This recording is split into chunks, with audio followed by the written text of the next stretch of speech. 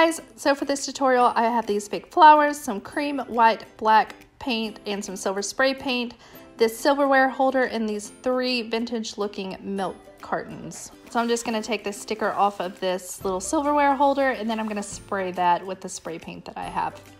While that dries, I'm going to take this cream colored paint. It's just, I don't know the name of it. I can put it in the description box. But I'm taking this beauty sponge that I had left over and cut it in half, and then just began tapping the cream paint all over the little milk carton thing. I wasn't really precise with this because I was going to cover this a few times. I think I did it 2 or 3 times. I can't remember exactly.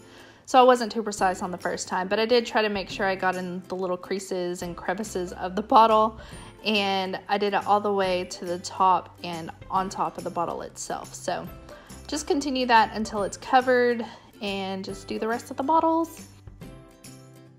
Now that the silverware holder has dried, I am going to try to make it look a little more distressed looking, and so I'm gonna do this little paint trick that I saw another YouTuber do. I cannot remember her name at the moment, but she's really good at this technique. So anyways, I take some white paint and some black paint, and I kind of mix them together to get a gray color, and then I just dab on that paint all over the silverware container. And I'm not really following any specific pattern, nothing like that. I'm just covering it, just tapping it on all over. Now I'm gonna mix a little bit more white into that mixture to make it a little bit more black into that mixture to make it a little bit darker, and just going to tap all over. I figured out that if you tap off a lot of the excess paint, it works a lot better. It was kind of a trial and error, but I made it work. So now I'm just taking some white and doing the same thing, tapping all over until I get the look that I like. I had to do this so many times, like over and over and over, just trying to get it to look right.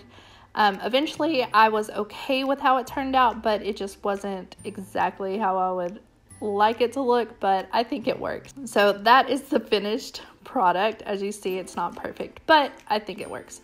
So I wanted to write flowers on it, but I'm terrible at writing in a straight line. So I had my husband do it. He's got much better handwriting than I do. So he wrote that for me, and then I just went behind him and kind of decorated the letters a bit to make it look more farmhousey, I guess you would say. So now I'm just taking this little block sander that I got and sanding off all the raised areas on the milk glass. This is just a really easy technique to make things look a little bit more distressed. And so I just kind of went all over, nothing too dramatic. I think it turned out super cute and looks very vintage. Now I have these flowers. One is lavender, and for the life of me I cannot remember what the other one is, but I got them all at the Dollar Tree, of course. And I just cut them off the stems. There was metal in the wiring, so it was a bit difficult to cut them off, so you will need wire cutters. But it wasn't too bad. And then I just put them in the bottles however looked best, and I think they turned out so cute. I actually have them right now in my window over my sink, and they just look absolutely adorable. It fits perfect with the farmhouse decor that I have in my house, and I just love it. Alright, so the next DIY I did is this moss wreath in a picture frame. This is an 11 by 14 picture frame that I got from the Dollar Tree. I believe that is the biggest that they have. So all I'm doing here is I'm just taking out the backing, pretty self-explanatory. Taking out the backing, taking out the paper, taking out the glass. All we need right now is the picture frame. So I'm just gonna do that, and if you can see those little black things sticking up, they clearly don't look good. So I'm just taking some needle nose pliers and kind of wiggling them around, and they pop right out. So pretty easy to get those out, and it makes a huge difference in the look of this project. So make sure you do that. Next, I'm going to take the cream paint that I used before and begin dabbing it all over the picture frame just to get it fully covered.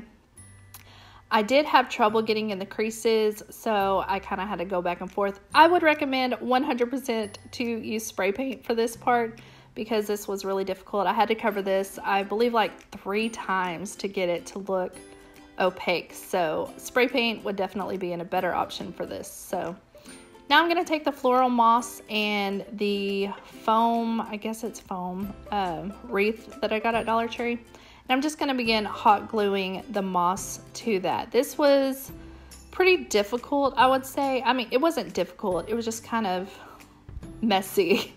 The moss would fall off and get everywhere, and it would get on my glue gun and things like that, but the end result was so worth it. But yeah, just continue to glue that moss around. Make sure that you get all the way on the outside and the inside and everywhere that will be seen. I didn't do the back side of it because it's not going to be in front of a mirror, but if you are going to put it in front of a mirror, I highly recommend that you cover the back side of it because it would be showing. But for me, just the front and the sides was fine. So now I'm just going to place it in the middle of the picture frame just to kind of check to see exactly where I want it to be placed. I wanted it to kind of hang right in the middle of the picture frame, so I just kind of laid it out like that and then measured some ribbon and then cut it out to size. I did cut a little bit too much ribbon, so I had to go back in and cut some off, but I just I took that ribbon, wrapped it around the picture frame, flipped it over, and then I began to glue it. So as you see, I cut way too much ribbon, so I had to cut that off, and then like I said, I hot glued those two pieces together, and then at the bottom I glued it again just to make sure it wasn't like flapping around looking crazy. And then I just glued the ribbon to the picture frame in the spot where I wanted it to stay, because it will slide around a lot if you don't do that. So anyways, there it is. That is my finished moth wreath. So I really hope you like these tutorials. I do plan on doing more of these because I just am in love with DIYs. So anyways, if you like this video, please give it a thumbs up. And if you're not yet subscribed, I'd love it if you subscribe to my channel. So I'll see you next time, guys. Bye.